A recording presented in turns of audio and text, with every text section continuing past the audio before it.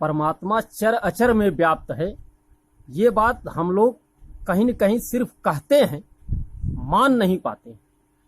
और जिस दिन हम मान जाएंगे इस बात को, उस दिन वास्तव में प्रकृति के चर अचर हर एक अंग में प्रकृति का हमें एहसास होने लगेगा, महसूस होने लगेगा कि वास्तव में यहाँ परमात्मा है। इसी पर एक रचना है कि वादियों की सरसराहट, बादलों की गड़गड़ाहट, कि वादियों की सरसराहट, बादलों की गड़गड़ाहट और बिजलियों की व्योम में उठती हुई वो चमचमाहट,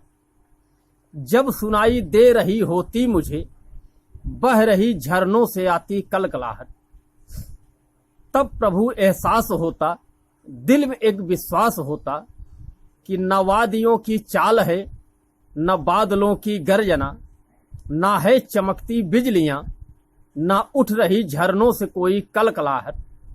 महसूस होता है मुझे तू बढ़ रहा इस ओर है, मस्त हो मैं सुन रहा जैसे तेरे कदमों की आहट,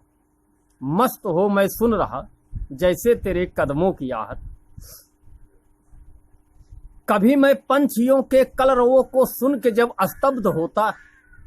कभी मैं पंछियों के कलरवों को सुन के जब स्तब्ध होता, और कंठ से उनके निकलती है मधुर संगीत जब, या है रिझाते वो बुलाते हैं किसी प्रीतम को वो, जब कभी मैं चाहता मैं कह सकूं, कहने में जब निःशब्द होता, कभी मैं जंगलों में घूमता, बैठा किसी दरिया किनारे देख लहरें झूमता,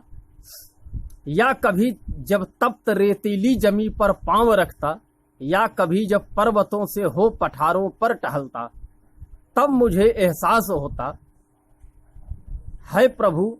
जैसे भूखंड ये सब है नहीं, सब अंग हैं सारे हैं तुम्हारे।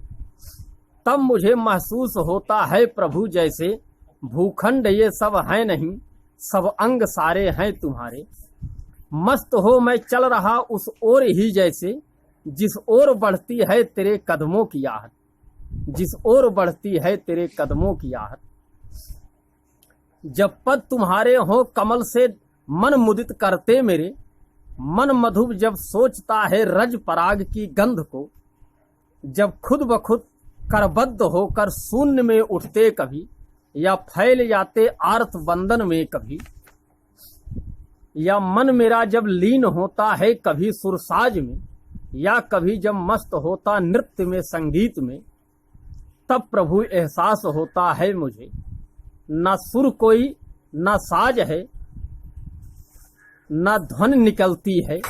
वादियों में जो तेरी सांसों से आती है।